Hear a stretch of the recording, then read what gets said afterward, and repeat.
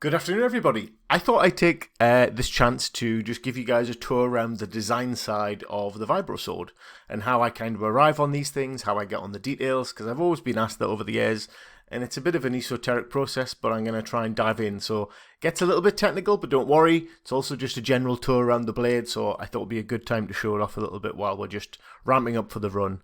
So here we are in SolidWorks. This is my design software of choice.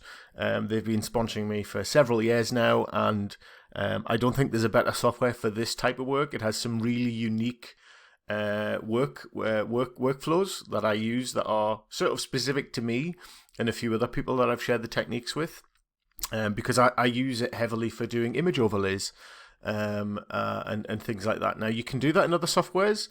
SolidWorks kind of has a little bit of a special power that lets you adjust perspective, which is super powerful for correcting for things that you've had from other people's images and references. So basically, I got some really lovely pictures. Obviously, Gabriel Estrada online had a lovely video up where he was touring around some of the stuff, and there was this one photo, for a microsecond of a clip. I don't think it was this one, but it was a little worse than that. But I was basically like, I need to find more because I really want that. Because I think it's a really cool prop. It gets some really cool time in the movie. And when they talk about it being metal, I was like, it feels like a me thing, right? So this was one of the clips I got. And these are the droid machetes from now. These are all hero metal. When you see that the Jarg match, you see the creatures. It's sick. How did the Jarg just? So yeah, obviously I don't know who that is talking. Obviously you hear Gabriel talking second there.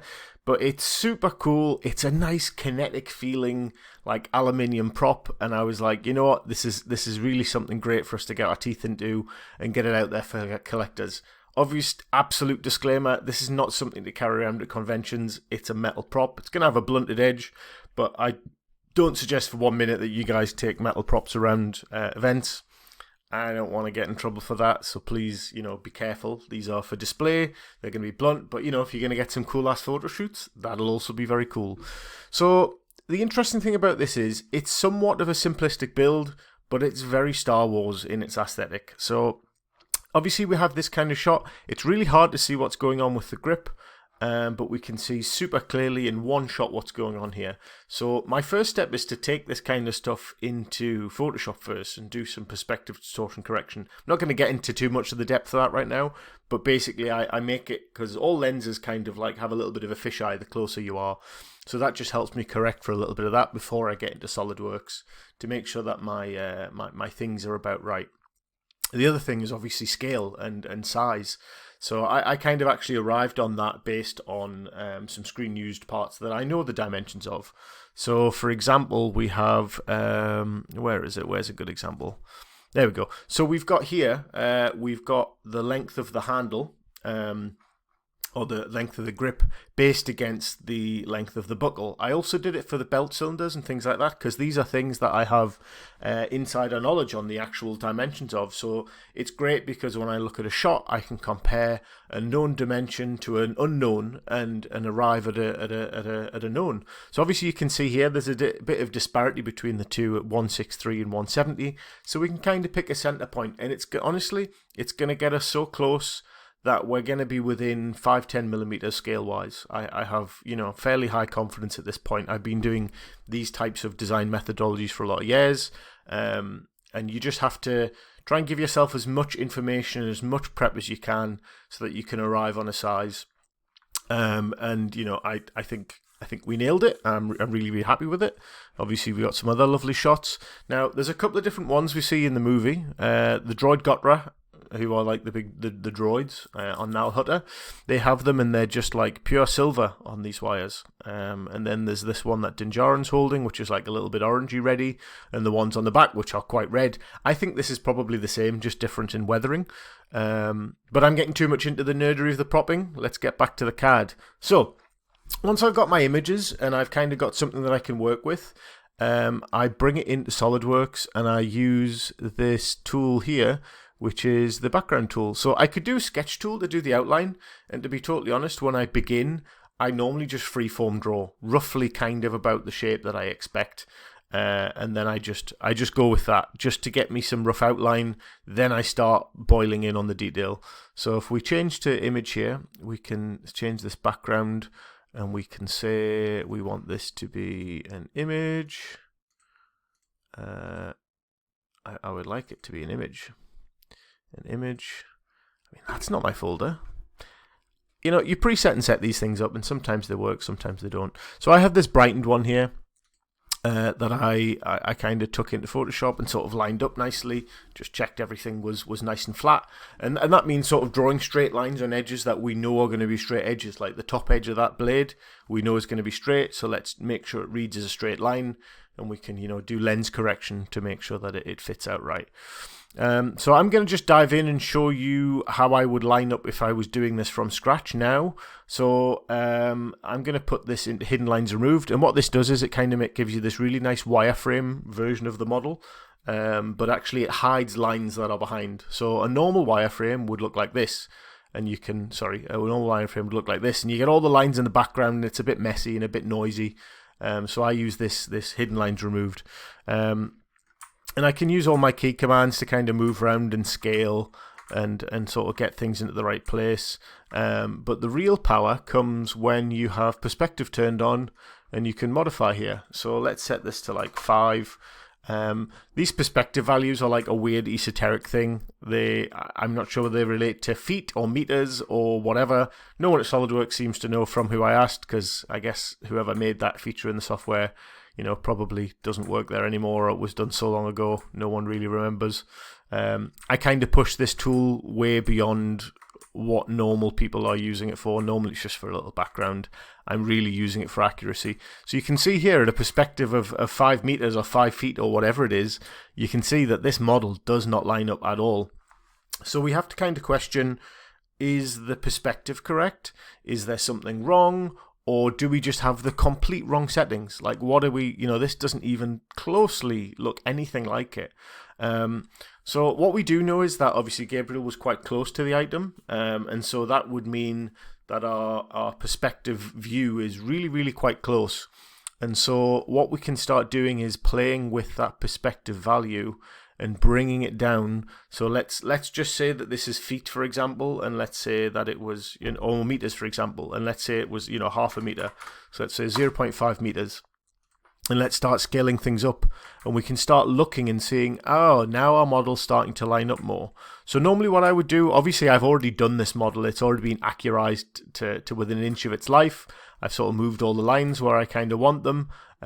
So you're kind of seeing the end result of a lot of work here.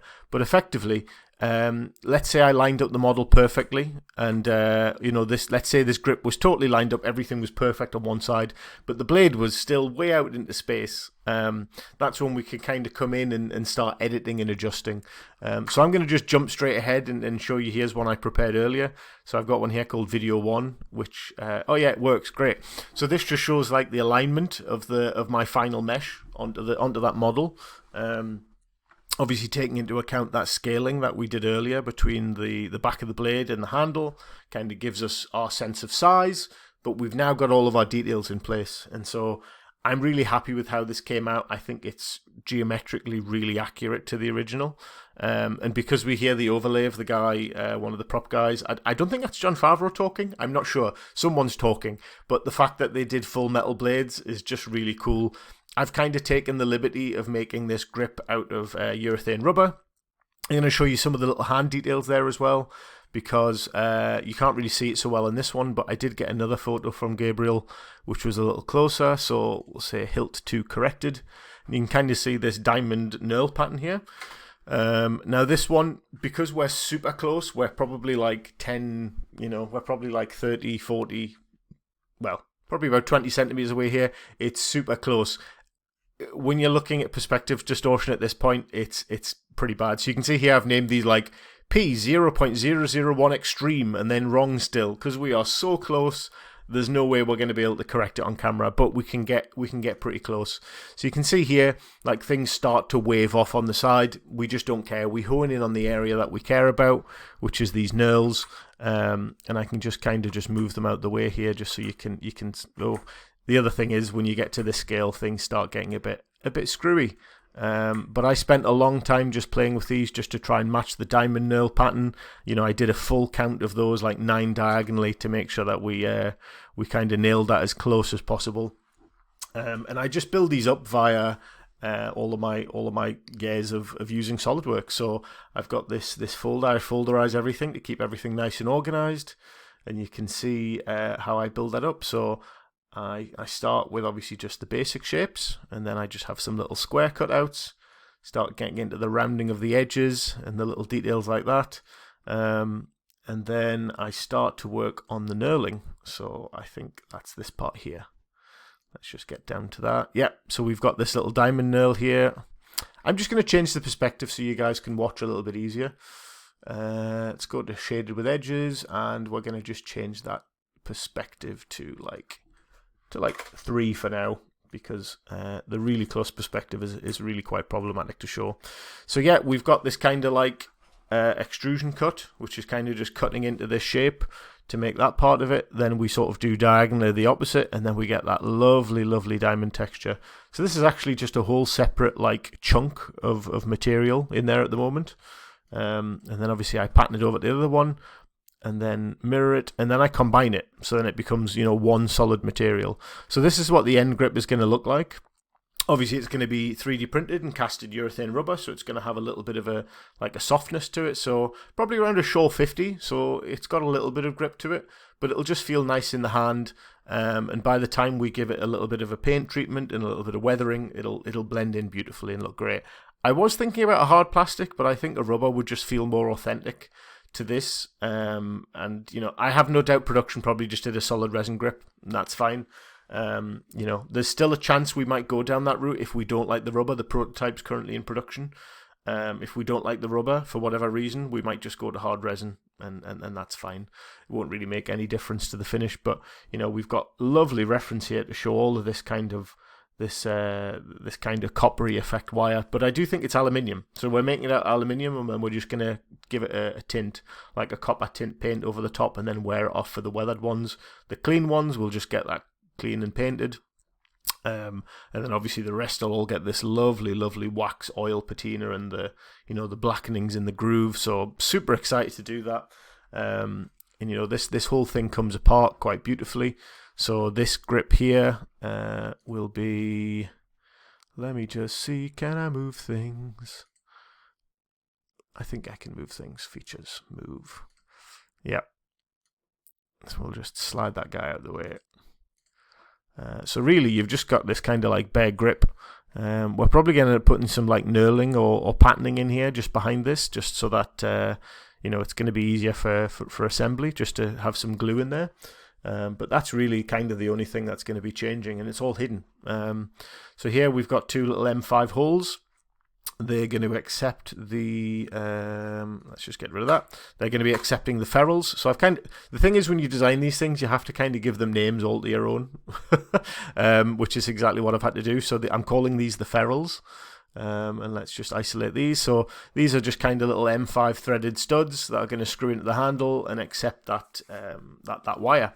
And then obviously we're going to be able to glue that wire in. And same for this. This is another little turn detail, because we can see quite clearly in the source reference that this is a turned piece that's been glued in, rather than it being CNC'd as part of the main part. It too has like a little recess for the wire, so they'll all just sort of structural epoxy together, and it'll be, you know, pretty solid thing. What you don't see on this, obviously this is going to be polished, you know, not heavily polished, but lightly Scotch-Brite polished. All the edges at the moment are still pretty hard, and that's okay, because the polishing is going to soften those edges, the linishing. So I didn't want to artificially put them in for when the CNC path's happening, because I didn't want to include them in that stage. But yeah, basically that is kind of the blade in a nutshell as it is today. So we get a bit nerdy and a bit detail orientated, but it's kind of my thing. I kind of love it, and I'm super excited to bring this prop to life, because I think when we make them feel real, it just feels nice as a collectible.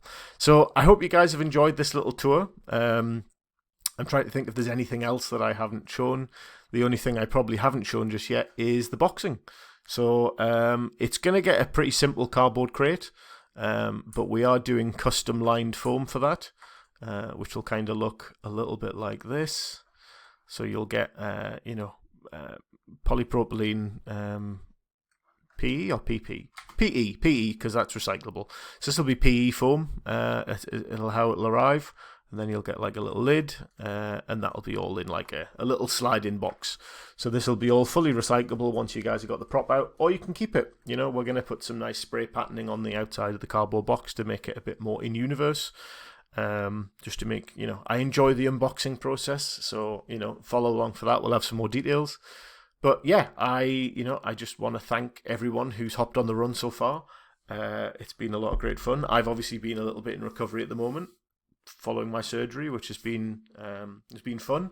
Everything's going well. Thank you for all the people who've been asking. I just have a lot of physio ahead of me. I've got my lovely cripple sticks to keep me going, but everything's going great. So thank you guys. I can't thank you enough for all the support you've shown us over the years. I'm so happy that we're still here and still that we bring props into the world. So watch this space. As soon as we've got some more details or data on this to share with you, we will. But yeah, I love doing this work. So thank you very much, guys. See you soon.